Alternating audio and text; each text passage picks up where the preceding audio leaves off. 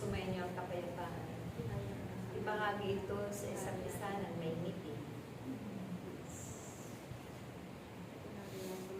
Madala kayo aking mga anak sa mga panahon dahil maraming mga pagsubok sa iyo ang nararanasan sa bawat bansa, bawat bayan, bawat tahanan. Subalit nangyarihan pa rin ang iyong buhay. May kalakasan, may kasiglahan, may kagalakan, may mga biyaya na pagpapala at grasya sa bawat buhay. Kaya aking mga anak, huwag ninyo ipagwalang bahala ang gawain ng Diyos. Ito'y patuloy ninyong pahalagahan lagi. Kalakip na ninyong pagganap ay ang pag-ibig, kagalakan, na hindi ninyo pinangihinawa ang kailanman, ang pagtugon sa karawanan ng Diyos. Sa bawat pagtitipo natin, kami na kung kinananapigan ninyo lagi ang aking salita na makapangyarihan, ganun din kami nananabig sa inyo. Sa bawat tiging itinatakda ng Diyos, ito'y inyong masalamatan.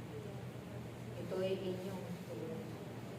At lagi kayong narapat naroon sa templo na kanyang tinakdang tipanan natin at saan mang tipanan ang lugar.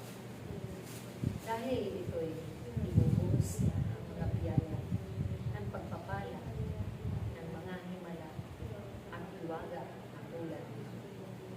Bagamat hindi pa man naunawaan ng inyong mga kapwa-tao sa sanglibutan, dahil sila'y kulang pa sa mga kapangyarihan, kulang pa sa pananalig at pananampalataya.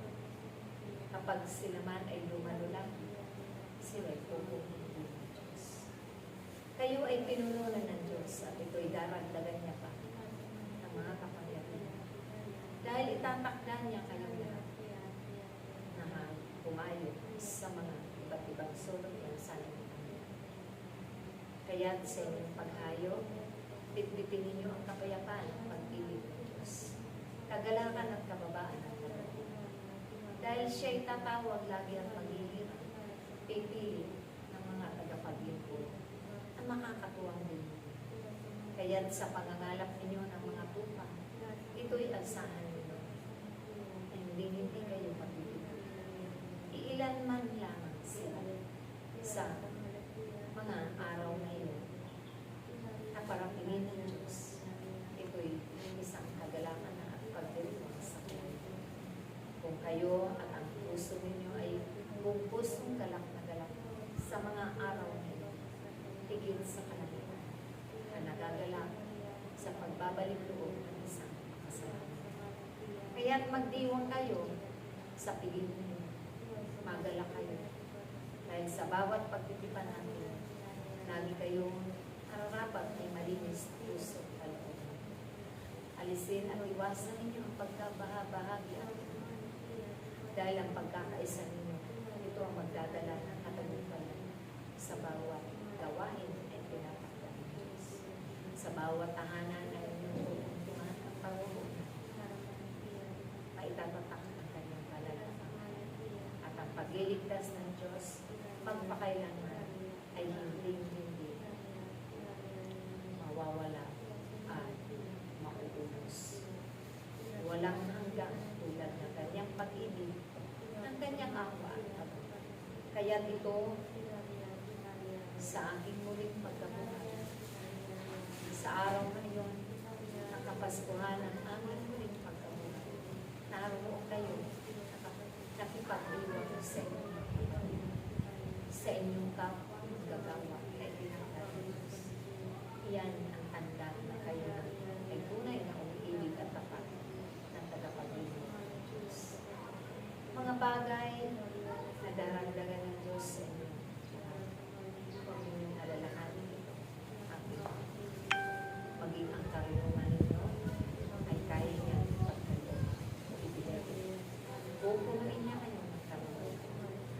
O lamang kayo malawak na pag-aralan. Subalit ito, matututo ang lahat-lahat sa pamamagitan ng kanyang Ama. Sa tulong at kapuspusan ng Espiritu Santo, panaligan at panampalatayanan na magaganap ang lahat ng yan. Iwaga sa buong sanglibutan ay darating. Iwaga sa inyong bayan, darating. Dahil yan ay pagkakaloob ng Diyos. Isa yan sa kanyang pangako. Kaya panghawakan ninyo ang inyong anak at pagkatiwalaan ninyo, panaligan at panampalatayanan. Amen. Sa ngalan ng Ama, ng Anak, at ng Espiritu Santo.